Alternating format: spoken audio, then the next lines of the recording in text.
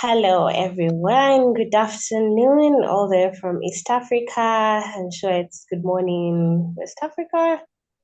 No, yeah, South Africa. Hi, everyone. I hope you're all fine.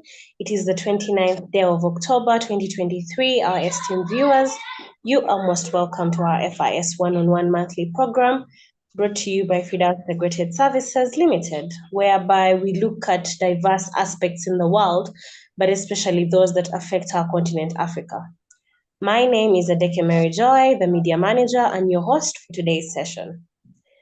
In today's session, we will discuss one of the most normalized habits in human relationships and interactions, especially in our African setting.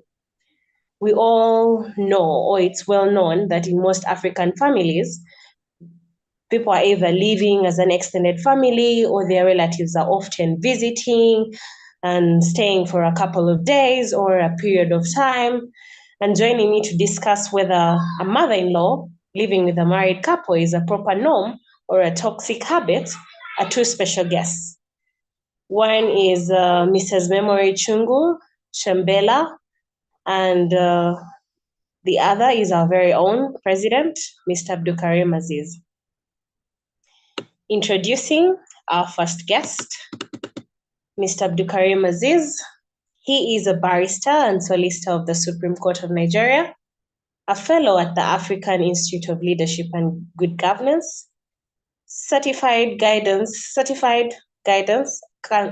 counselor from Makere Capacity Development and Research Institute. He is not only that, but also a member of the International Council for Commercial Arbitration, that is in the Netherlands. He's also a member of the International Law and Technology Interoperability Association, that is in Geneva, Switzerland. He's an author of a few books on petroleum and commercial law. He is the former head of Department Public and Comparative Law, that is the School of Law, Kampala International University. He is also certified he's a certified business management consultant from Blackford Center for Management Consulting, that's in the United Kingdom. And not to, elongate his CV, though it is very long, I will just shorten it a bit. He's also a policy legal analyst and consultant. Mr. Abdukarim Aziz, you are welcome. Thank you so much, Ms. Adeke, for having me. We are honored to have you as one of our guest speakers. Usually, it's, Okay, our next guest speaker is Mrs. Memory Chungu Chembela. She's born in the town of Mufulira, that's in Zambia.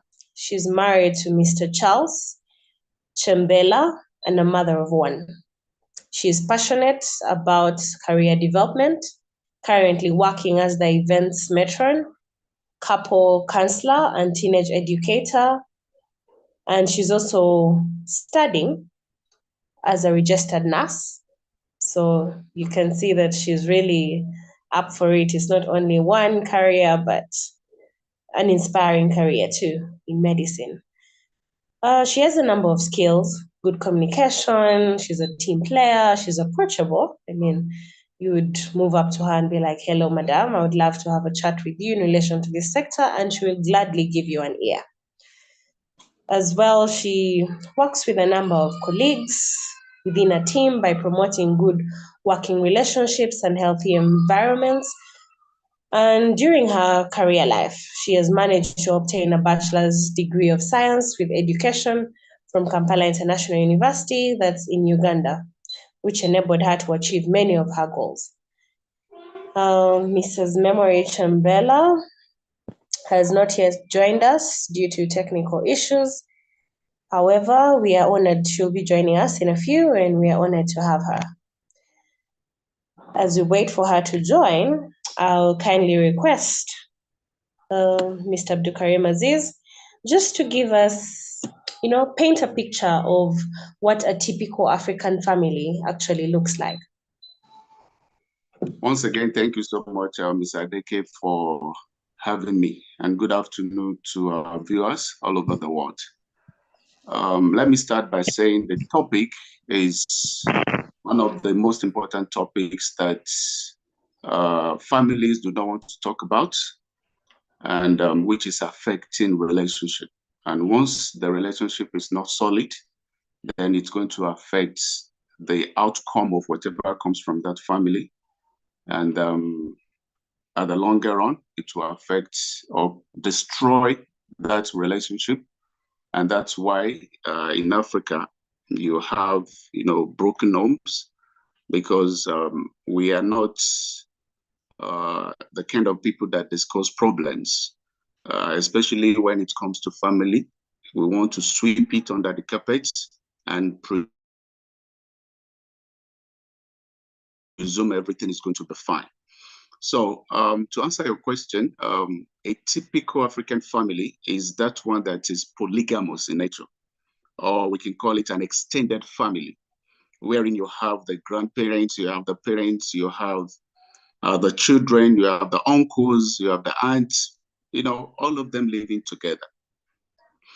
And at times when they're not living together, it is a form of an hybrid. You can have the father, the mother, the children, but they will bring in, children from other family members. They will bring them in. So that is a form of the communal living that we're used to in Africa, contrary to this the nuclear setup of a family or the monogamous setup of a family where it's just the husband, the wife, and the kids. In the typical African setting of family, it's more than that. And so they come up together, they live together, they do things together. And even if you want to live your nuclear life, you will still find family members sending children to your side and say, okay, this is the son of my uncle, they will come and stay with you, just to spice up the hybrid form of the African family setting. So that is what was obtainable back then. And only few families are still doing that as we speak. Thank you very much. Now, we would like to understand, that was what was going on in the African setting, and a few families, as actually, not even a few, but majority of families are still doing that. But before we dive into, the extended kind of family and other people visiting and so forth, what does an average newly married couple envisage in their marriage? We all have expectations and hopes. And so when you're dating someone, you plan your life with that person. And you want to build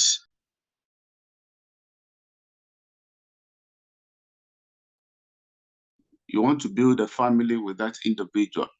And so when couples get married, they have, they look out for realistic expectations. They want to get to know each other. They want to learn how to improve their communication skills. They want to be able to plan adequately everything, such as their finances, that is budgeting. They want to discuss their sex life. They want to discuss the number of kids they should have. They want to talk about the type of schools their kids will go or will attend. They want to look at their career progression, that in the next 4 or 5 years, where am I going to be career-wise?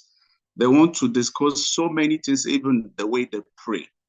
So a newly married couple, they want that privacy in such a way that they'll be able to get to know, because even at the courtship level, they may not have, 50% understanding of who they're getting married to. So living together will give them the opportunity to get to know one another or each other, and then to learn how to improve communication. Now the guy is going out, okay, call me when you get to office. So they learn how to do some of these things, but most importantly, they plan their lives. They talk about their sex life. They talk about their finances, the budgeting. Okay, now we're married, so this is how much I'm earning, this is how much you're earning. How do we plan? What do we need to buy? What are the necessities? What are things that we can do well with. Then the kids, how many do you want? Okay, I want 3, you want 5. Okay, can we strike a balance? Let's have 4. What type of school do you think they should attend? Okay, I want a private school. Okay, considering our budget, I think we can only for now take care of a public school. Things like that. And then career-wise, in the next 5 years, where do you want to be? Those are things that newly married couples they talk about, and then their prayer life. We need to pray. How, if you want to do this, how do we do it? So these are some of the things that they normally talk about. Oh, great. Thank you very much for giving us an insight on that. What exactly we're having with a married couple before we go and indulge into the extended relatives and so forth. Hello, Mrs. Chambela. Oh, you're on mute?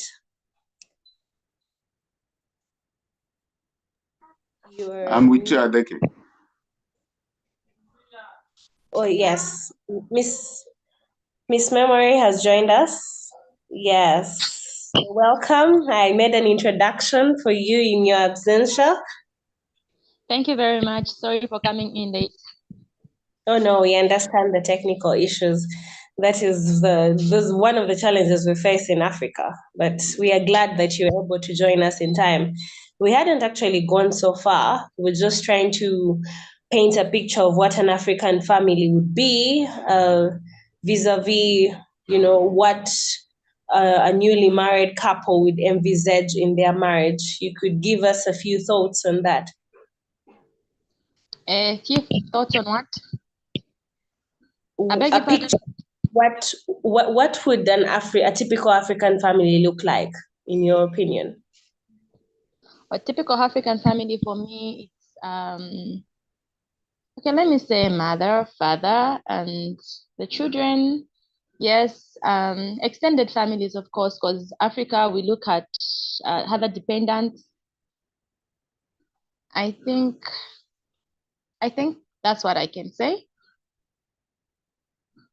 Oh, yes, thank you. Actually, that is it. It's not so different from what your colleague, Mr. Abdukarim Aziz, had actually stated out. You're going to have extended families in majority of African countries, and marriages, because you however much you wanted to keep it nuclear, just small, you're going to have them either send you a child to take care of your brother's kid, your niece, your nephew. Yeah. And if you would look into a newly married couple, how do you think they would envisage marriage? Pardon? A newly married couple, how do you think they would envisage marriage? What would be their ideal of marriage, a newly wedded couple? All right. So the first thing that a couple would think about is okay, before you get married or before you go into marriage, you have some expectations that you want to see in your marriage. Everybody has the dream that they want. Everyone has the dream marriage that they want. So somebody would say, oh, okay, I want my home to be like this. I imagine this. I imagine this. Even though some do not really go exactly the way we expect or the way we want them to be. So for the newlywed, I'm sure they wish to have kids. They think of the schools where they would take their children to. They think of everything all rosy, all that. That is actually very true. It's more of a fairy tale. They haven't yet looked at the real gist of what's the work that you have to put into in a marriage. It's all merry. They're looking at, oh, Prince Charming and my yeah, that is very true. Until reality hits them. And you get this and the other, and so yeah, that is very, very intriguing. Thank you for sharing your thoughts on that with us. I'll go right back to Mr. Aziz. Now, marriage is said to be sacred and to be enjoyed. does the sacredness may prohibit other members of the family from living with the newly married couple? Thank you so much, Ms. Adeke. Yes, indeed, marriage is considered to be sacred because it is a bond between the husband and the wife. And the sacredness is for them to attain peace, love, tranquility, and then that compassion. And so anything that would take away all those qualities and attributes should not be accommodated. But notwithstanding all of this, I think the sacredness does not preclude them from accommodating family members as long as they're going to have the bond between the husband and wife. That bond is still going to be there, and the love is still going to be there. So once that boundary can be respected, then there is no crime in having family members around. That's what I think. Oh, thank you very much for sharing your opinion. So, Mrs. Chambella, the view of your colleague is that as long as the couple keeps their bond in check, we can have all the family members running around. You can invite the uncle, the auntie, the grandmother, the cousin, the niece, the nephew. Would that be your take? All right, I'm not going to oppose on that one, but I think there are some considerations that need to be taken. When you're married as a couple, yes, marriage is meant to be enjoyed. And then family members, we cannot just say we will exclude them. Definitely for you to be there, for me to be here as Mrs. Chambella, I had my families before I met Mr. Chambella, not so. So the first thing first that we have to look at is we need to agree, because mostly family members, in some cases, they bring problems to our homes. Yeah, you would notice that maybe you've been given somebody to take care of. Maybe the person is coming from your husband's family, or the person is coming from your family. Then in the long run, you discover that maybe that dependence, that's putting problems between you and your husband. It maybe can be if the person is coming from your husband's place and your husband is like, no, you're mistreating my niece, you're doing so and so. So for us to avoid that thing of, because the dependent is bringing in some issues in our homes, first we need to discuss as a couple. So this person who's coming, but I cannot just say like, oh, okay, I tell my husband, my sister, she's coming, she'll be staying with us and all those things. We need to sit as a couple and then we discuss, okay, can we bring this person home? Well, what are our finances? Can we accommodate this person? Can we do that? So yes, family members can come in, and if you want to enjoy your marriage or you want to have that peace in your home, both of you has to agree on one thing. I think that's my opinion. Totally, totally. Because a household is only at peace when both of you are on the same page. So totally, a discussion has to be put into check, especially the finances bit, because we don't want the whole household, entering into debt or something of the sort. But yes, I totally agree with you. So thank you. So let's look at a specific set of relatives, or would call them dependents. This one is a unique set of people. These are mothers-in-law. They are highly respected, but according to African stories, they are also the root cause of very many things, both positive and negative. So Exactly. yeah, so I'll dive in and ask, Mrs. Chambella, what are the advantages of having mothers-in-law living with a newly wedded couple? All right. So before I give you that answer, I would love to tell you who her mother is. And I think this would give us a background of why some mothers-in-law behave the way they behave. So Sure. in a typical African home, when you get married, you intend to have kids and you train them well, you take them to good schools. Um, expecting that if they're educated, they'll take care of me and my kids. It's more like in Africa, they expect a payback for what they are doing to their children. So what happened is, so a mother-in-law, this is the woman that took care of your husband, hoping that when this, hello? Yes, we can hear you. All right. So hoping that when this child is educated, this child will take care of the family, the siblings, this child will just be there. And then just right after secondary school and university, then this child comes home to tell the mom, as he's just about to settle, then he comes home to tell the mother that I've found someone. The mother would start thinking of, oh, all right, after educating my child, now somebody will be getting my money, my hard working, everything that I have done, someone will take over. So some mothers in law, even before they meet you, they have that bad thing about you. It's because what's in their head is that this person has come to take my place. This person has come to take my son away from me. They think of the finances and they think of the things that they have done as a parent. So the first thing that they would do, they would want to come in like they're there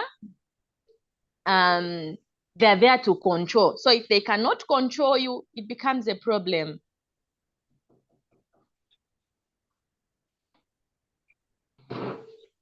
Hello? Oh yes, that is very true. Once they fail to control you, they will, you become a problem to them. But what is funny is that I think that is just a level of insecurity, and majority of, our generations are moving forward.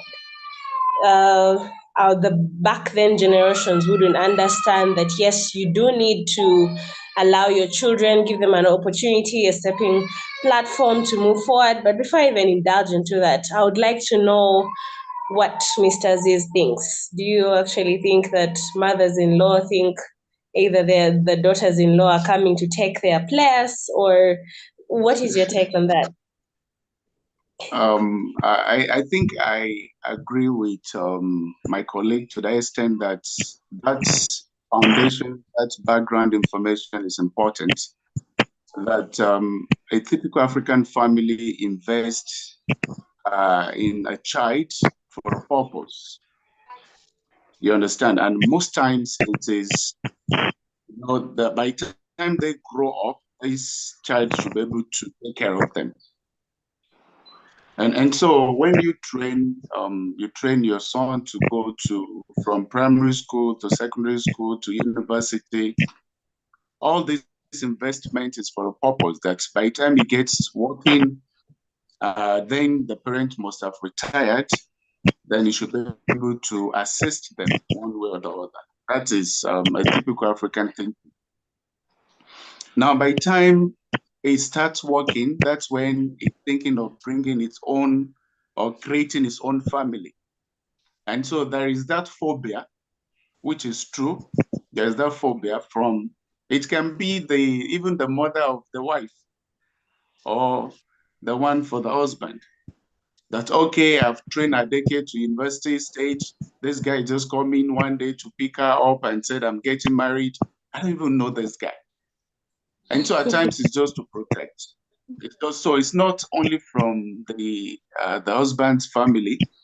It can also happen to the wife's family. But most importantly is that understanding. If there is, it's not all of them.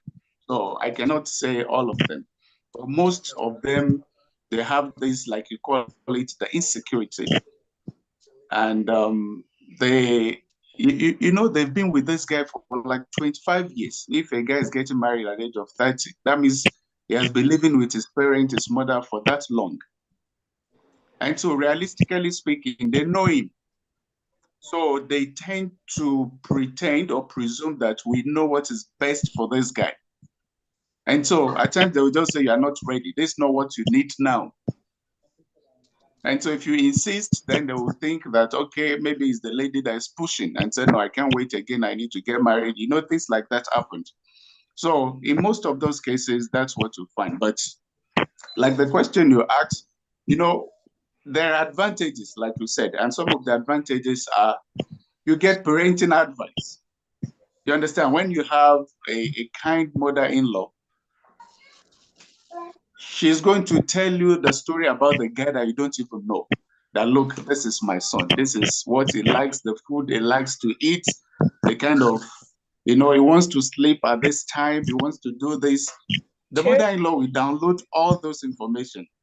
And then if your husband is not around, then you have a company. You have someone that you can chat with, that you can relate with. And if you have a kid, your mother-in-law will come around and nurture the baby for you. And you can do other things. So you have extra hands. And at times for financial support, some mother-in-laws do support. And it's okay. We just cover up for the guy and said, no, you just take this, buy things you need, you know. And so there are advantages to it. I want to think. Just quickly, as you started with the advantages, give us also the disadvantages. We want to know the other side to the story. Okay. You know, everything has two sides. When you talk about the advantages, you also look at the disadvantages. One is they take away your privacy. You understand? We've said there are expectations in marriage, and like my colleague rightly said, there are things that newly, you know, married they want to explore. And so that privacy is not there. You need to dress in accordance with what the mother-in-law wants, not the specification of your husband, because she's going to be looking at you and say, why are you dressing like that? You understand? And maybe that is what interests the guy to even marry you. That's you know, dress code, the style. And so that is a bit taken when you have people around. Your sex life is affected because there are things that you want to do, and having the woman in the next room, you know, married couple do crazy things. I'm just saying this for our viewers. You understand? It doesn't matter as long as you're married. It doesn't matter. It's your wife, it's your husband. You can explore anywhere, in the kitchen, in the bedroom, anywhere. But the mother-in-law is around and said, "No, I didn't train you like that. I brought you up in the Lord's way. What are you doing?" You understand that type of, you know, eroding their privacy, and that is then if you have a mother-in-law that's a bit picky, you cannot cook anything you want for your husband. At times, you may not just feel like cooking and say, okay, let's just drop by the restaurant, pick something, and then we microwave it and eat. Your mother-in-law may say, I want to eat this. And you will need to do the bidding of your mother-in-law. So in terms of food preparation, you need to please her, even if that's not what you guys want to eat, since that is what the mother-in-law wanted, then you need to do that. Also, some of these mother-in-laws are very, very controlling and overprotective of their son. Very little things they yell and say, no, no, no, no. And especially when at the courtship level, they've discouraged the guy from marrying you and said, no, you cannot marry this guy. And eventually the guy pushed and said, no, this is the love of my life and got married to you. Then you're going to find a bit of, you know, difficulty in managing your mother-in-law. And then finally, if you have a mother-in-law and that husband of yours is the first child or the only son he has, then at times it's also create a lot of problem because she wants all the way to protect this guy. And at times when you overprotect someone, you make them dependent again. They will not be able to stand on their feet and they will not be able to do certain things. So many things, even in terms of finances, there are things they want to buy. They will not want to buy it because the mother will be thinking this is extravagant spending. and say, no, why are you buying that gold? For what? It's not even Christmas. It's not even New Year. It's not, you It's been understand, this God can buy 4 plots of land. And, at times things that sustain relationship, they are bringing their old school mentality into, couples' life. And at times they end up destroying it. So those are some of the disadvantages, Sadiq. Thank you very much, Mr. Ziz. Yeah, that is actually true. Some of these things, it's out there. We don't even need to be, in we see it day and night. You partake, you probably go to, there counselor meetings and so forth, and you sit down and listen to someone's story and you're like, okay. And someone's like, oh, I actually go through the same. So it's a chain, especially in our African setting. It's a very big chain. Mrs. Chambella, you'd give us a few advantages, disadvantages too? All right. So Yeah. before I go to the advantages and disadvantages, first I would like to talk about this part that a lady has to be ready before you go into a marriage. Mostly when we talk about mothers-in-law, we always talk about the husband's mother, specifically the husband's mother, and not the woman's mother. So we have to know that even that your mother, let me say my mother is Mr. Chembela's mother-in-law. Yeah. So if she's just for drama, she can also give him drama. But before I talk about the advantages and the disadvantages, I would love to say that before we even make a decision to go in marriage, first we need to think about where my money is coming from, because sometimes it could be like, maybe I'm more educated than my husband and my family will be against him because he's less educated than I am. So definitely they will feel like my husband will be getting more from me and I'll be getting less from him. Typically in Africa, they don't really believe in, like, no, maybe it's love that is bringing them together or what. They also look at those basics where they would say, no, our daughter is very educated, she's well paid, the husband is this and that. So before that, as a couple, you need to sit and you need to talk. You need to iron everything like the way they are. You just need to tell your partner that, okay, from my background, where I'm coming from, it's like this and this. And from like, it should also give you the view of where he's coming from. He explains, and then ask him how he considers, like how they consider you, your family, your tradition. Because sometimes even tradition, I don't know about where you are, but here in Zambia, they'll also consider the tradition, the culture where you're coming from. They will consider all those things. So you would find that maybe your background, where you're coming from, the culture or what, they can also bring conflict in your marriage. And then your mother-in-law will act upon those, thinking that, oh no, this lady is this tribe, that's why she's like this. I don't just like this tribe. There are certain things like that. And it really happened. So before that, you need to be ready of what's coming in. And then we shouldn't just go in marriage with the perception of mothers-in-law are evil, they are that. No, she's a mother-in-law, she will treat me like this. Because if you go in marriage with that, the only part that you will see about your mother-in-law is the bad parts, and you will not see the good parts. So coming to the advantages, you will only see the advantages in your mother-in-law when you consider her as a mother.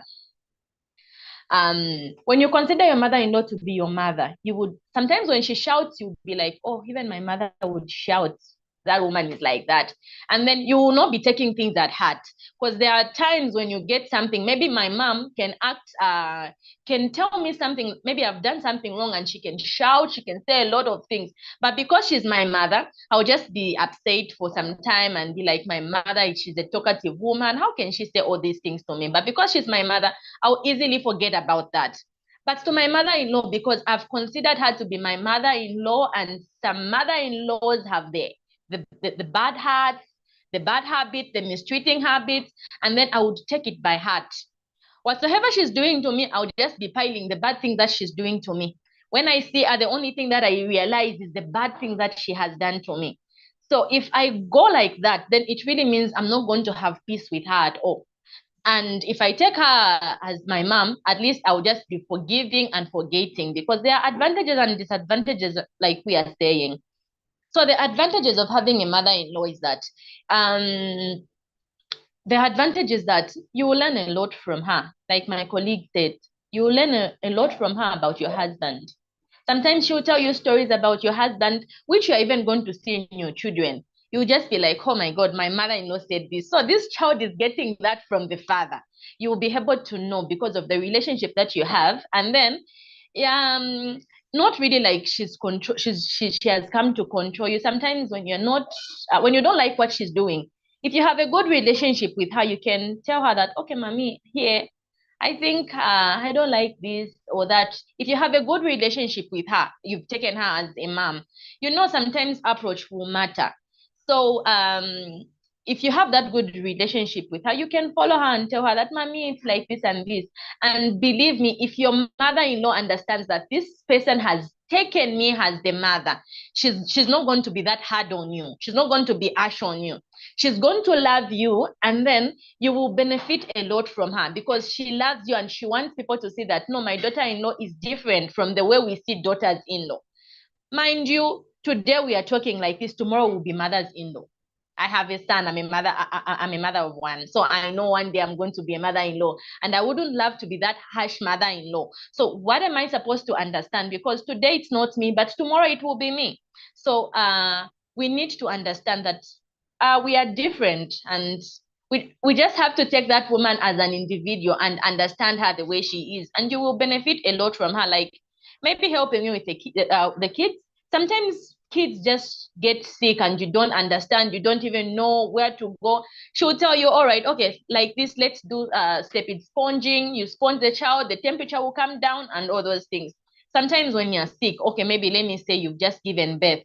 If maybe your relatives are far, you can call her because she's your mom, and those are the grandchildren, and definitely she's not going to do anything bad to them. You can trust her to be with the kids. Even if you're busy, you can leave the kids with your mother-in-law because you trust her. And believe me, a good relationship between a mother-in-law and a daughter-in-law will make those grandchildren, like your children, to have a good relationship with their mother-in-law, which is the way it's supposed to be, because that's the father's mother. Just like I would love my children to have a good relationship with my mom, it's the same thing that I would love my kids to have a good relationship with the grandmother from the father's side. So I think the advantage is that you will learn a lot from this woman. She will help you, and she will not give you problems in your home, because the man of the house, who's your husband, also loves the mother so dearly. So if you're having a problem with your mother-in-law, you will make your husband, he will not know where to stand, because you are the wife, he loves you and he would love to stand by your side. But also there is a mother on the other side. So you will make him more confused. He doesn't know who to believe. He doesn't know who to trust. He doesn't know who's doing the right thing or who's doing the wrong thing. So you make life hard for your partner if you're having misunderstandings. But if all is well, believe me, you have a good home, and even the communication will just be flowing, because your husband is at peace with what you're doing. He is at peace. You love the mom. So even if you are to say, okay, honey, this month we're not going to send anything to mom because we have so and so, your husband will understand that my wife is genuinely not giving my mom because we have pressure. But if you have conflict with your mother-in-law, your husband will just be like, my wife is trying to be stingy because of what happened and what has been happening. There is no good relationship between the two, my mom and my wife. So it will be also hard for your husband, of which there will be that conflict in your home. And then coming to the disadvantages. The disadvantages, like my colleague says, privacy. Yes. Yeah. There are some time when you, especially the newlyweds, there are times that they would need privacy. Like here in Zambia, there are some things that you cannot wear in front of your mother-in-law, like dress code. She'll be uncomfortable. Why are you wearing this? And all those things. And sometimes she'll just be like, maybe when you cook for the husband, she'll tell you, no, I'll be using the Zambian culture. When I serve my husband, I'm supposed to kneel. And when my husband will, okay, sometimes my husband will be like, no, Memory, you're my friend. It's fine. You can just serve me like this and that. But when my mother-in-law is around, she'll be thinking like, I'm not doing the right things that I'm supposed to do as a typical tradition woman. I'm not supposed to do these things. I'm not supposed to do these things. So she'll be looking at the things that I'm failing, and she'll make me feel like I'm a failure as a woman. And yet my husband is not having a problem with that. So the more I spend time with her, she'll be complaining about the things that I'm doing. But actually, we are newlyweds. We're trying to understand each other.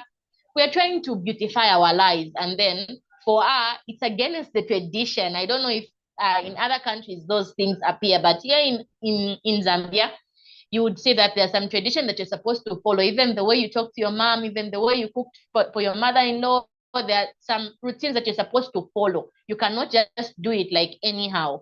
So I think that could be the disadvantage, because you're not going to do things because you want to do them, but you're going to do things because tradition says you do A and B.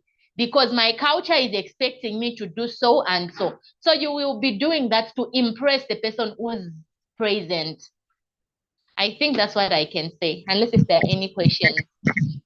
Oh, yes, you have elaborately given us a few disadvantages and advantages on having actually mothers-in-law. And yes, those traditions are all over Africa, even in Uganda here. There's so much more. It's just that, of course, as the world keeps moving ahead, certain families just decide to put a little bit of the traditions aside. But yes, it happens. We have the Baganda, you have to kneel down when you're greeting, Exactly. this and the other, and so forth. Personally, from my side, okay, yes, my family is not that traditional, but they give you the history. Probably the in-laws are not supposed to sit together while eating. If the husband is there, the mother-in-law eats in a different place. It's a whole thing, but of course we are, should I say, evolution has occurred. So we're all dining on one table, we are enjoying and so forth, and some families eradicate the kneeling and so forth. And of course that happens if all the parties are at par. The mother-in-law understands that, okay, now we are moving forward, this is a relationship between these two, and they are comfortable the way they are living. So kneeling is no longer necessary when you're doing service or food or something. So it depends. It depends. But I mean, but it beats my understanding, because in most cases you find that mothers-in-law actually want to live with newly married couples. Like, you just see a couple has gotten married after their honeymoon, just a few weeks or months, the mother-in-law has come over. Either she's, okay, some say she has faked a sickness or something, but she's around. Yeah, what would be some of the reasons why are always these people in action? They want to, Mr. This, you would give us an opinion on that. Thank you, Mr. Deke. You see, there are so many reasons why mother-in-law want to move in with the newly married couples. Like we said, you said this life operates in a very funny way, and you cannot predict. Some it's just as a result of the situation they find themselves in, and some is just their nature. They just want to see what is happening. So, for instance, if um, the woman lost her husband and she's alone, or she's sick, or she needs some medical attention that the husband feels the wife should be able to provide his mom, then they may accommodate her. At times, it's just to see what is going to happen, because some of them, like I said, they're overprotective. Some of them, they feel that the wife is going to take the place of the mother. Like I said, this husband is actually someone's son, and she nurtures this man that this lady is calling husband for the last 20-something years. So practically, she's used to him being around. Now, all of a sudden, he's getting married and he's moving in with another woman. That, for some others, it's a big deal. And They just want to see what is happening, whether it's being properly taken care of, it's eating the way it should. But all of those things, they're not needed, especially when the husband has decided that, look, I want to spend the rest of my life with this lady. That is a decision that is not taken spontaneously. It is taken after, detailed research about this lady, understanding who she is and whether you can, work together as a family. And so some mother-in-laws, they just move in because of they have genuine reasons, like they come in form of visits that will just spend 1 week and then just trying to put things together, arrange things for the wife, cook for you so that you settle down from the hustles of, wedding.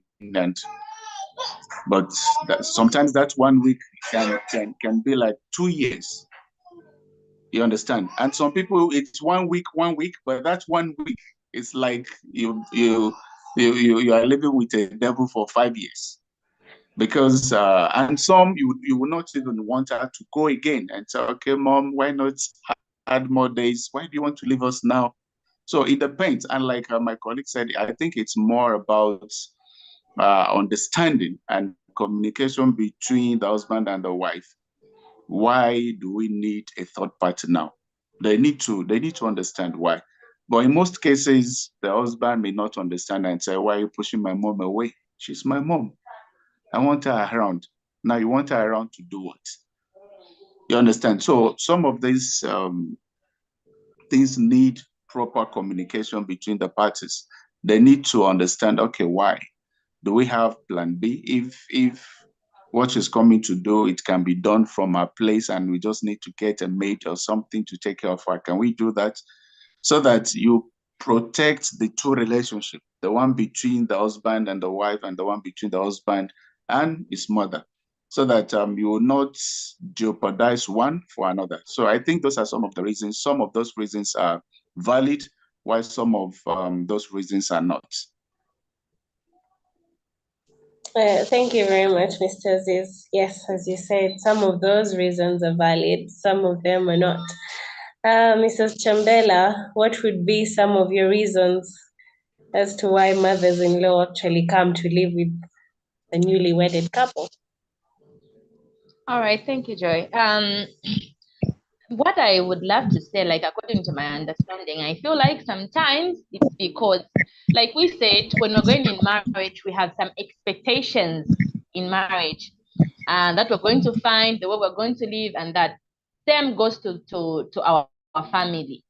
Like my husband's family, there are things that they expect me to do as a woman, as a wife, as a newlywed that has come in their son's life. Because when you join somebody, marriage is a for life thing. When you go in marriage, you need to know that this commitment that I'm putting myself in will be a for life thing. So your husband's family would try to test you when you just go in marriage. They would try to see the kind of person that you are. They would try to see if you can keep them, if you're loving, if you're welcoming. They would try to see. They would even try to see if maybe just after getting married, very soon you become a mother, they will have grandchildren, all those things. So they expect to start seeing expectations as soon as you move in the home. And then there's one thing that they would love to do. They wouldn't love you to be in control of your home, maybe your family. They would feel like maybe you will get the son away from the family. Maybe you will turn him around, like he won't be responsible to the family. You're going to change the person that he is. So you would see that 2, 3, 4 months down the line, your mother-in-law comes in. She hasn't been feeling too well. You take care of her and all those things. Yeah, I hate you say. I hate Joy said. Sometimes they would fake sickness just to come in the home. Yes, sometimes they would fake that because they just want to see if you can keep them. So when they come in the home, they'll be like, "Oh, all right, I've just come to stay maybe for some month, for some weeks, or maybe if I get better, then I'll be able to go back." what are they expecting to see? They're expecting to see if you're going to care for her as you would care for the mother. They're expecting to see the kind of heart that you have, because the time your husband was marrying you, you didn't have time to stay with them. Like we do in Africa, you cannot just go and stay with your in-laws when you're not yet married. So when you're married, when you come into your home and when they visit, this is when they are going to know the real you. This is when they are going to know that this person is so and so. If they stay with you, that's when they are going to really know who you are. So I think they would come in the house to see, oh, she pretends to be very sick. She wants to see your love, your care, and all those things. And sometimes they would want to see, because months have gone, they would want to see if you've conceived. At least they should see someone spitting, someone doing that, knowing that this woman that our son has married will soon give us grandchildren, or all those things. I think that's the main reason why. And another thing is they don't want you to be in control. Like when she comes in your home, she'll just be like, no, mama, this is not the way we do it. According to our tradition, how you're doing it, it's not supposed to be like this. She wants to control you just like a child. You know, when a child is growing, we impart our morals, our values. So before you could stay order in marriage, they want to teach you what they do and what they believe in as their family, their tradition. I think that's the reason why. Oh, yes, totally. Those are very valid reasons, especially the owling part. They want to, these guys are secret investigators. If you want information, I think top investigation goes to mother-in-laws. Those guys they're special. They're special. Earlier on, Mr. Ziz, you had talked about approvals. Mothers-in-law looking at approval, is this the right partner for my child, and so forth. I mean, most mothers-in-law do not approve the choice of wife that their sons bring home. Are there any specific reasons? Mr. Ziz? Yes. Can you hear me, Adeke? Yes, I can hear you. Okay. Now, like I said, you see, this is a woman that has spent an average of 20 years with this guy, an average of 20 years. You know, she brought him up, and there is this presumption that I know what is good for him. And so the moment he introduces a lady and said, Mom, I like Adeke, and I want to spend the rest of my life with Adeke. The lady, the mother-in-law was okay. Can you invite her over?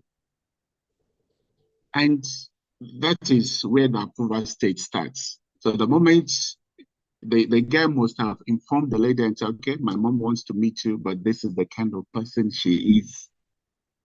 You understand, there was a particular experience where a friend wanted to get married. He informed his mom, and the mom said, okay, bring the lady over. Now, before the arrival, the woman, that is the mother-in-law, she disorganizes the sitting room, everything disorganized. Put clothes everywhere, shoes everywhere, she disorganizes everywhere. And so when this lady came in, Mommy, yeah, good afternoon, how are you, okay? She didn't say that. So she realized that this place is so disorganized, and she began to organize everything. And so where it's your basket, laundry basket, put things, fix things. And the woman said, you passed my test. Now, imagine this lady did not pass the test. She just went in as a guest, sat down expecting water to be served or soda to be served.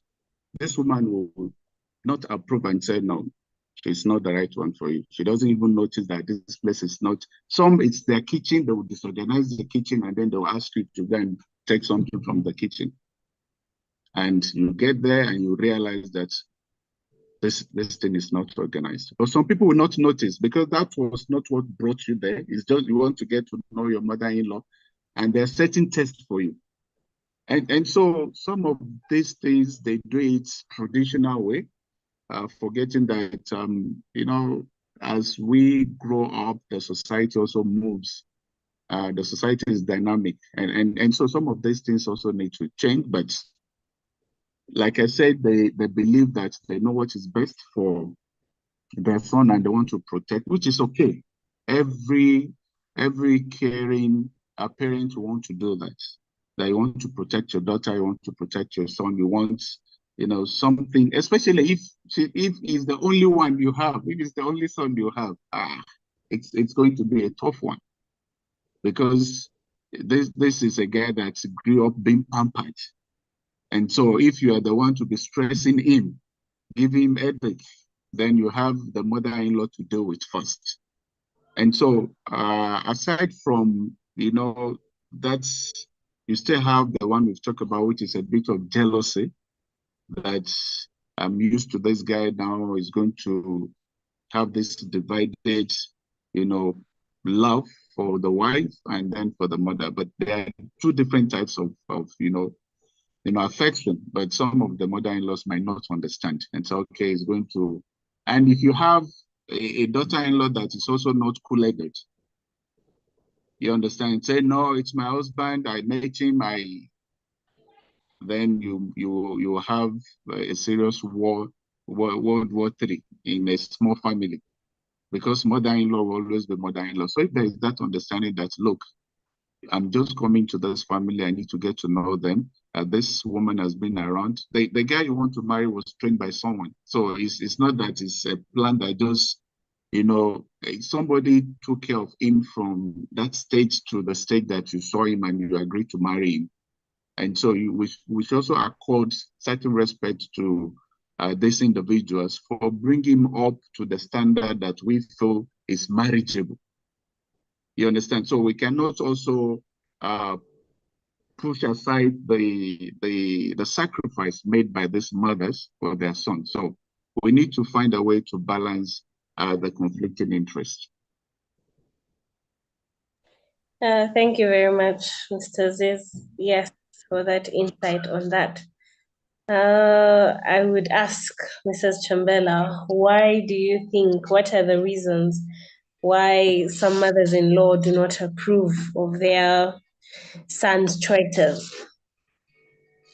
For me, I really think, okay, I'll be giving examples based on Zambia because I've born and bred in Zambia.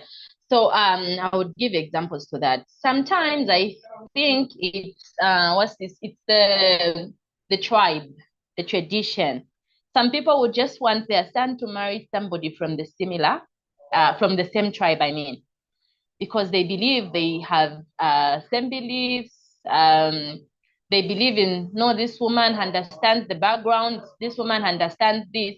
So sometimes it becomes really hard for them because they will know that training this child to follow what we want as our culture, our tradition will be hard. So I'll give you an example of my own experience when I was getting married to Mr. Chembela. So my husband is Tonga by tribe, I'm Bemba by tribe. And because there've been some history of the Bembas and the Tongas not associated. When I was dating him, he told me, you know what, Memory, my mother doesn't like Bemba. I was touched. I felt bad. I didn't know if I'm going to be accepted in the family or not. Like that used to worry me day and night because my husband told me, I love your Memory and I want us to get married. But the issue was the mother-in-law. I started asking, will I accommodate this woman? Am I going to live like she's my mother? Will she be a monster-in-law or I'm just going to be like that? So I used to fear and I wanted us to stay long in our courtship than proceed to marriage as soon as possible. But there's one thing that I realized because I know I'm a child of God. So one thing that I realized is I started praying. I started praying for my relationship with my mother-in-law before she could even meet me. Because in Zambia, we don't have where you meet her when things are not in process. At least things has to be in process, like you are approaching marriage for you to go and meet her or be with her. There's just distance which is there. So for me, I started praying for a Naomi Ruth relationship And I used to tell God, please, I don't want anything, because I know. And looking at the situation, I had to understand that my husband is loved by the mother so much. So I knew that me going in the life, I'm going to be like someone who's coming between the mother and the son. And the tradition, like the tribe also adding on that, it will be really hard for me. So I was scared. And because I heard from him, I started thinking maybe the mother said something about me, maybe it's just indirectly telling me these things and all those things. And there's a time I told him, I think maybe we should just hold on this. Maybe it will not work, because I don't want mother-in-law dramas and what. He told me, no, I love you because of that. It will not stop me from marrying you because of the issues and what. But believe me, when I prayed, God answered. So the first time, it was like we're about to have a wedding. I went to see her. She welcomed me like I don't know. I told myself that I will see this woman as my mom. And from there, it's been 5 good years, and she's been loving, and she's been a very good mom. I cannot even just say she's my mother-in-law, what and what. Because of that, I know God answered and gave me that relationship of what's this, of a Naomi Ruth relationship. Uh, and I don't have any problem. So from what I've learned, I think even prayer would help. Maybe where you just kneel down and pray, God, I'm about to join in this family. And marriage is a commitment, is a for life, is a lifetime commitment. So help me associate with these people, because if you're having beef with your mother-in-law, believe me, your husband and sisters will also hate you. Who would associate? Who would love somebody who hates their mom? So there will be that extension of hatred, whereby the sisters will also be like, oh, that woman, she's like this. Oh, ever since my brother married this woman, the hatred will extend to even other family members. So that was my fear, and I prayed and God answered. And I just took her like my mom. Sometimes, yes, sometimes she would shout. If she didn't like something, she would shout. If she didn't like something, she would control. But I've just taken her as my mom. I don't take things that hard. Yeah, so I think that's the reason why they want to choose for their son. Because if my husband was to say, all right, since you don't like bambas, then choose for me a lady, mom would choose somebody, maybe a Lozi, because Lozis do associate with Tongas. Mom would choose someone who they know that they have at least something in common. I think that's the reason why a mother-in-law would just want to choose someone for their for their son. And sometimes they would choose someone that they know this lady. This lady has grown from our neighborhood. We know how this child was raised. We know the parents. We know the background. All those things. They will look at all those qualities, and then they would tell the son that, okay, this lady is like so and so. Then the son just bringing someone from somewhere. They don't even know how that child was raised. I think that's the reason. Yes, totally. Those are very valid reasons, very, very valid ones. I mean, someone would rather, the quote about familiars, better the devil you know than the angel you do not know. So they would be like, yes, we saw that young girl growing up around there. You people used to play together and so forth. And that would be a better choice or a better fit for their daughter, or vice versa. The son would be a better fit than you coming up and they're like, this is the man I want to marry. And they're like, oh, but who is he? How does he? And the tribal thing is not only in Zambia. I don't know about Nigeria. Maybe Mr. Aziz will tell us, but also in Uganda, it's a whole thing. So whereby people even have, I don't know, nicknames for the other, like the Nilot tribes and the Bantu tribes. It's a whole thing. And some mothers-in-law will be open and be like, you're not bringing a Nilotic girl, or you're not bringing a Bantu man. I've had several statements that have been made around our Ugandan tribes. Some are even not good to to mention, because if they're saying, okay, if you marry from this tribe, a good person from that tribe is a dead one. So if a statement like that is made by your own mother, like, oh, if I brought this tribe home, it's cutthroat. They'll look at you like, oh, of all choices, this is the one you're making. But yeah, regardless, there's so many intermarriages that have taken place, and people have actually evolved. Yes, traditions may be followed, but now it's more of character. How is one brought up in a family? How does the family, the foundation, how does the family move? It's no longer about, the tribal part plays just a little bit, but now it's more of a character in a family, because you can find the so-called good tribe, or the girl you'd want associates with, and yet their family background or foundation is so terrible. She's actually ill-mannered, and the one from the other tribe is actually good-mannered. But yes, that would be, I don't know. Wow, this conversation is becoming so interesting that I'd not noticed even we are running out of time. Oh, wow, oh, wow. Okay, let's a little bit wrap this up. Ms. Chambella, just give us a few, Mrs. Chambella, give us a few instances. Okay. We have had actually the intervention of mothers-in-law lead some marriages into divorce, because sometimes it ends at just the back and forth talking, or the mother-in-law no longer visits the family. But to some extent, it has gone so bad whereby it leads to a divorce. So you could give us a few, instances just in about 30 minutes, and Mr. Aziz will do so also. Mrs. Chambella? Okay, thank you. Thank you so much. Can you hear me? Yes, we can hear. All right, so can you say the question again? Sorry. What are some of the instances whereby the involvement of a mother-in-law has actually led to the divorce of a married couple? Just a few instances, just a highlight of each. Oh, all right. Okay, so for me, I would say that if you go in your marriage knowing that, all right, if I'm going to find a monster-in-law, she will also find me. If you want a 50-50 thing with your mother-in-law, it can lead to a very bad result. Because like I said earlier, your husband, who is the son, will not hate the mother because you don't like the mother. This man will look at how the mother sacrificed a lot of things for him to be where he is at the moment. For you to just appreciate that, okay, this man, I can get married to him, it's because the mother, because most of the time mothers do a lot. Mothers are the ones at home. If you're sick, it's your mom who's going to be there. Yeah, I know fathers do a lot as well, but mothers would take most places. Mothers are the ones that are found with children. Mothers are the ones that would maybe give good values. A mother will find time to sit with the son, talk to him, and all those things.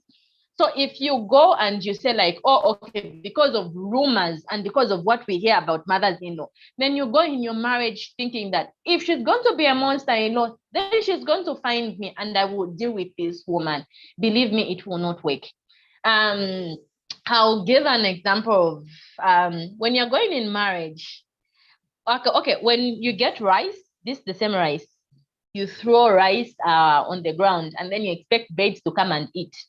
When they are eating, they'll be gathering, eating. And then when you get a stone and you throw there, they will scatter. So this is the same thing that I would say. When you're going in marriage, be the rice that will gather the birds. Don't be the stone that will scatter them. So if you go in marriage saying that this woman will find me, I will deal with her. I will tell her that I'm also, because when you get married, your husband will put you first priority, followed by the parents. So if you will make it so hard for him to put you first priority, followed by the parents, if you want to do 50-50 with the mother.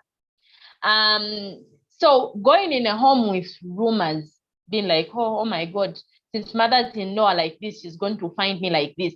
You will, your marriage can even end to a divorce, because your husband will not just side you. He has to stand between you and the mom. He has to balance the equation, because he knows how this woman went through for him to be where he is. And then he knows that he made you on the way.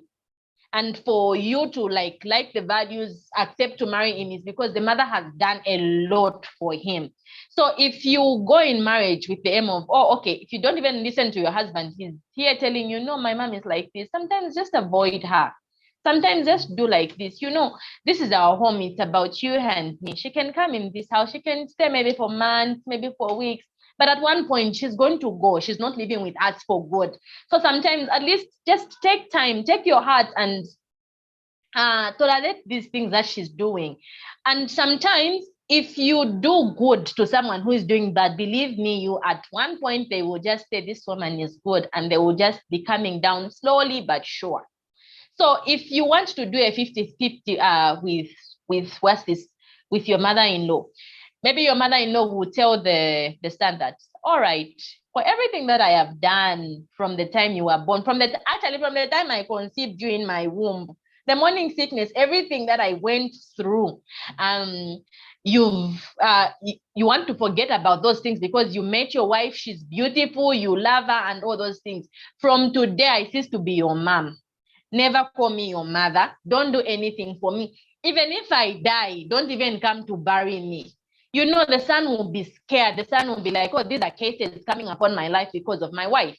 So the son will just say, you know what, since you don't want my mom, and this is the woman that gave birth to me, okay, maybe let's go separate ways. I know I love you, and I know the problem is not about us, but this woman, the woman that has been there for me from the time I was conceived, wants to back off because of all these things that are happening between us. And then you have no choice. By the time you're going to realize that this is leading to divorce, you would have done a lot of damages. So it's better you just, at least you just compromise. You just like, you just tolerate what she's doing. Maybe you just come to argue in argument with your husband. Your husband will tell you, my mother is like this and this and this and this and this. Like my colleague said, sometimes it can be tests. Maybe she has come to test you. She will step on your toes, and when you just come, you're like, oh, mommy, this is this. She's saying bad things about you. You keep doing good things to her. At one point, you realize that she'll slowly be letting go of all the bad things, the bad emotions, the what. One time she'll just tell you that, hey, you've changed. You used to be a bad girl, but I'm sure because I've stayed with you and I've put some values in you, that's why you're doing like this. It's not about that. It's because she cannot just come direct to you and tell you that you're not the person I thought you are. I think that's what I have to say. Thank you very much. Mr. Aziz, could you give us a few instances as to why some marriages actually end up in divorce? I mean, Mrs. Chambela has given us a few rumors to be top-notch, but he could give us a few just in 30 seconds. I think I completely agree with her. What I will add is that any lady gets into a deeper relationship that will lead to marriage should understand, one, the role of that guy is she's getting married to prior to their marriage. If the guy is the breadwinner of that family, paying tuition for his siblings, you should know that nothing should touch that. So you're getting to marry understanding that is the one taking responsibility of this before we're getting married. So your marriage should not be the reason why we'll not be able to do that again. Some guys have placed their mothers on salary that every month I'm giving mom this amount of money. You should not be the reason why it will stop doing that. So every responsibilities he has been doing prior to knowing you or getting married to you, you must not be the cause or the reason why he's going to stop doing all of that. Even to his friends, you should not be the reason why you will be drawing closer to yourself and away from also his extended family. And then secondly, some couples also, they contributed to that in the sense that, you know, when you are newly married, you want to explore, and I'm talking about the sexual life. You want to explore sexually. So you want to time the marriage and say, okay, it's the marriage or the pregnancy is not going to be immediate. So maybe in the next 2 years, we'll try to conceive. But for now, let's just explore. So mothers-in-law are not carried along this plan. So the couples are having their own plan and said, we're not getting pregnant for the next 3 years after our marriage. We just want to enjoy ourselves before we bring any new baby, third party. And so let's just space ourselves, we'll go for vacation, we'll do this. But you do not communicate this plan, this your grand plan, you know, to the mother-in-law who's looking for a grandson or a grandchild. And so after 4 months, 5 months, and they're not seeing any sign of being pregnant, they begin to get worried. and say, okay, what is happening? They will even call you. They may call the guy and say, what's wrong with your wife? And if things are not sorted at that level, they will be planning a secret even wedding or marriage for the guy, and you're not going to be aware. And say, no, for us, we want grandchildren. In my lifetime, I want to see my own grandchildren. And for you have a different plan. So all this, it's about communication. So once you communicate, then things will be fine. And then lastly, there are real life challenges that you get married and pregnancy refuses to come. You understand? And this mother-in-laws will not understand. So no, you've lived your terrible life. You've been living, we know you from day one. We know. At times, the problem might not be from the daughter-in-law. It might even be from their own son. Maybe you have low fertility, you have low sperm counts, and you are not, people presume that everything that relates to, childbearing, the problem is always from the lady and not the guy. That the guy is that angel, he has no issues. Even if he has weak erection, he cannot impregnate the woman will be saying, it's my son. I know even when I'm showering him when he was young, he's always active, things like that. And so until the families come together, understand some of these challenges, we'll be having this problem we're talking about. Yeah, that is very true. There's a lot of communication that needs to, go around and so forth. As we're running out of time, before the questions that are coming in from our viewers are just hot. I don't even know how we're going to do it. But before we indulge into that, I just want our guest speakers to give advice to the three parties. We have the mothers-in-law, we have the husbands, and we have the wife. That is the daughter-in-law to the mother-in-law. So just in about 30 seconds, just give one statement advice to each of these parties. I'll start with you, Mrs. Chambela. All right. So, okay, I'll start with the mother-in-law. To mother-in-laws, take your daughters-in-law like your own daughter, because apart from that child, you have also daughters, and I know you would love them to be treated well with love in their marriages. So just accept them as your daughters, and when they are wrong, correct them in a right way where they don't feel offended. And for daughters-in-law, accept your mothers-in-law like just your mom. When they make mistakes, just take it as my mom. My mom has done this before, and I don't take it at heart. Don't keep grudges. Just let go of them. When something happens, just let go of it, forgive, forget. And then for husbands, my advice is that when a situation comes in, okay, before you get married, okay, when you bring in a woman, try to understand her point, so that if problems are to come, you would know that, okay, these problems are coming from this one, and these problems are coming from this one. If it's your wife, sit with her, tell her, okay, my wife, this is this, and this is this. Try to understand or try to reason with this woman, because my mom is like so and so and so, because the husband is the one who's bringing them together, like is the one who's making a relationship. It's through the husband that these people are related. So I'm sure the husband knows both the mother and the wife. So at least the husband should sit and talk. And if the mother is the one with the problem, the husband should just approach the mom and say, hey, mom, my woman is like this and this and this. Sometimes try to understand her. It's not that she's coming between our relationship. I think that's what I have to say. Thank you very much, Mrs. Chambela. I hope they have had that advice. Personally, what you have said, I sum it up to forgive, heal, and move on. That is basically what it is. You have to forgive, you have to heal, and you have to move on from that. Okay, so Mr. Aziz, what advice do you have to these three parties each? Let me start from the husband. I think the husband should set very healthy boundaries in the sense that you are the one marrying this lady. So do not allow anyone to disrespect her. You need to protect her. In most cases, the husband will just stand by and allow, even friends will be abusing the wife and will not talk. Even his own younger brothers will be abusing his wife and will not speak.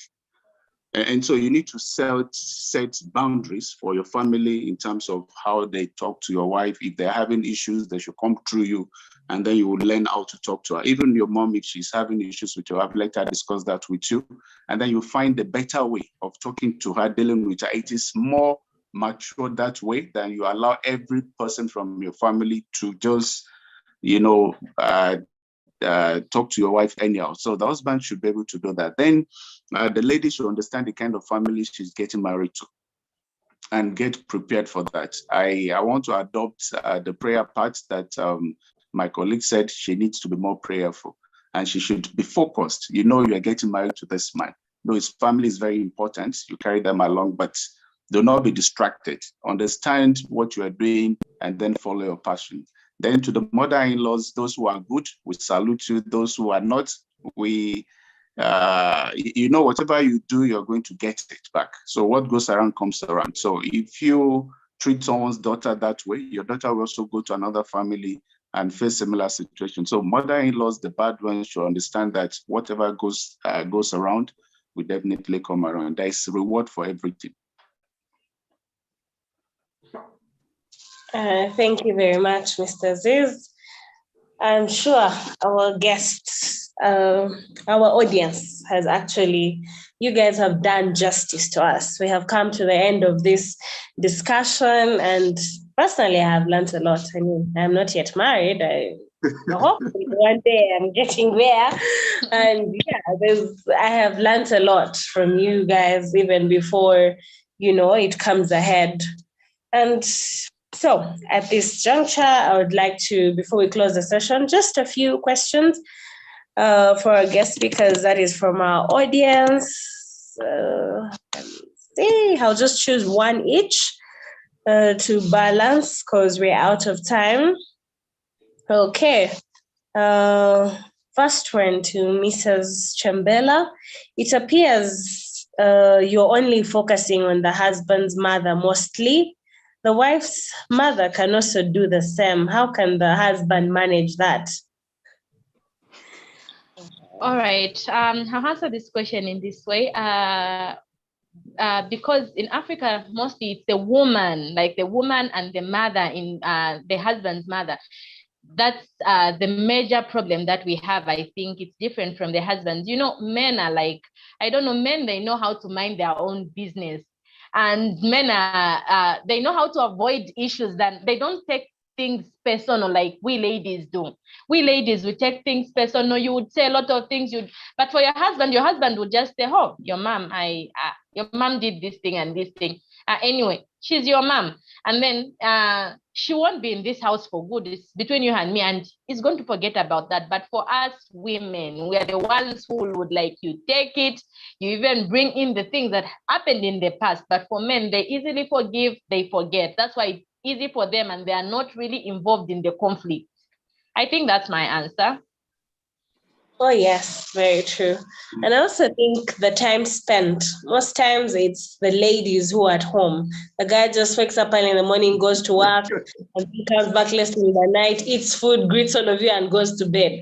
So he barely has enough time to get into situations like that. But then the ladies, you have to create time over the weekend to interact with your mother-in-law and so forth. But anyway, okay, I hope our audience is getting answers to their questions. Okay, to Mr. Aziz, according to your story of the disorganized home, some will notice the disorganization, but we are living in an evolutionalized time whereby we are becoming modern. What if the wife notices the disorganized home, but because privacy is a thing, she decides to respect the privacy of the home and not indulge into organizing? What do you have to say about this?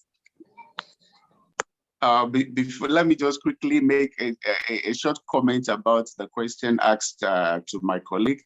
You say if it's the other way around, I think it causes more of psychological problem to the man, because if it's the mother from the wife's mother that is creating problem, she will say the guy not fit to marry a daughter, and most of this problem comes where the family of the wife are richer than the guy himself.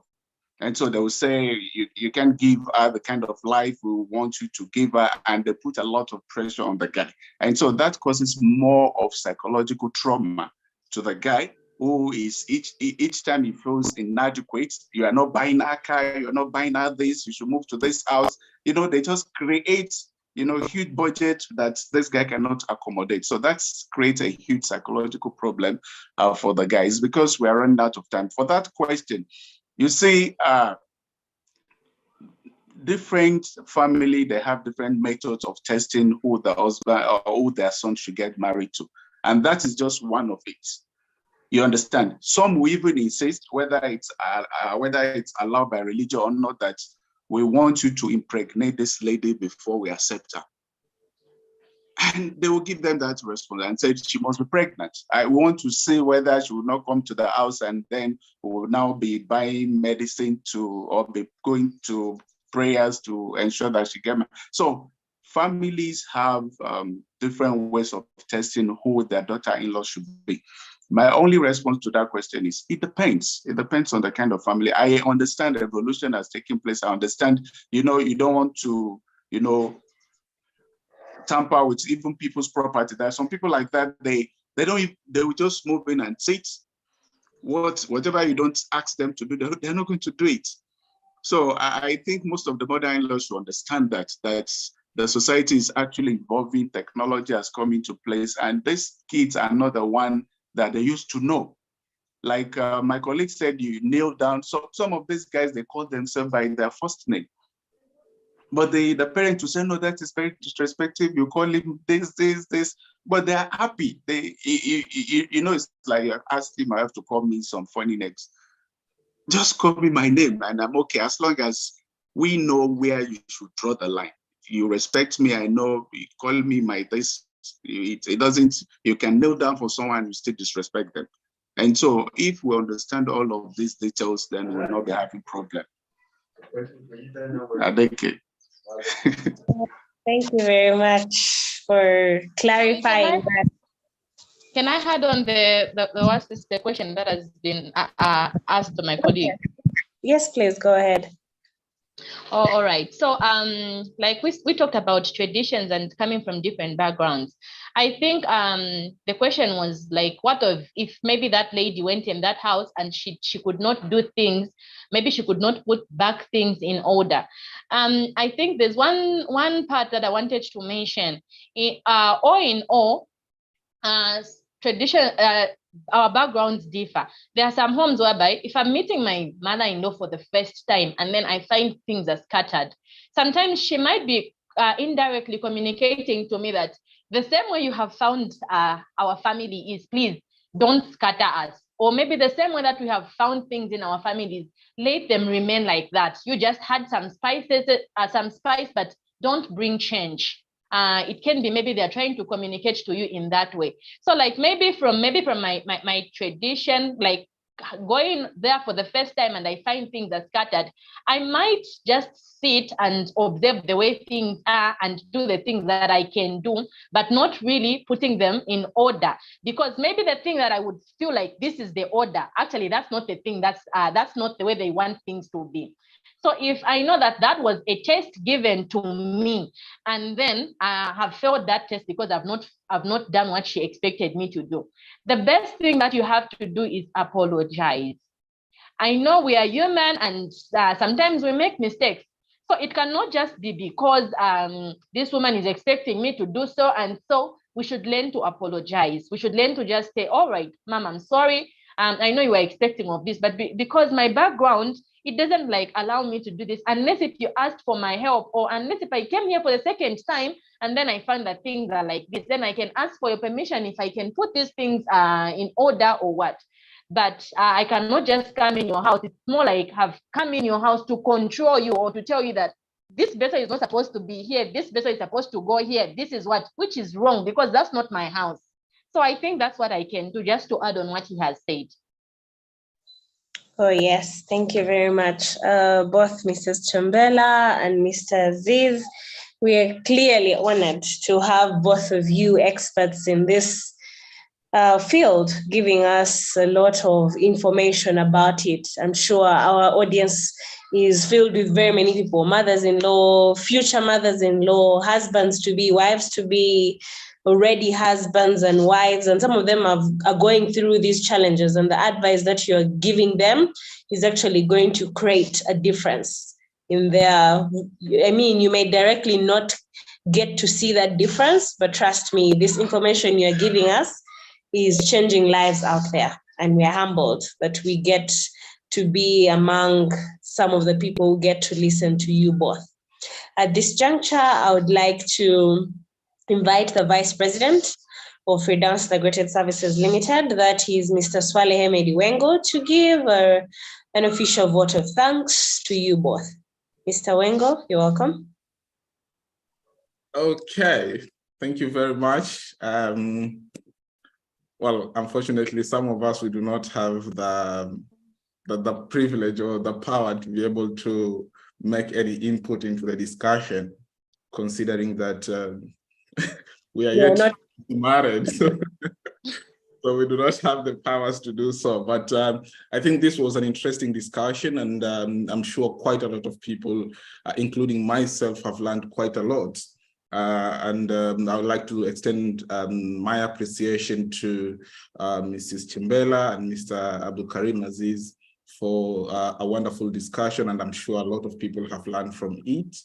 And therefore, on behalf of the Board of Directors at Freedance Integrated Services Limited, I would like to extend this thankfulness to our country coordinators from different parts of Africa, from Ethiopia, Mr. Enoch from Zambia, Miss Marvelous, Mrs. Akinumi, and then to our country coordinator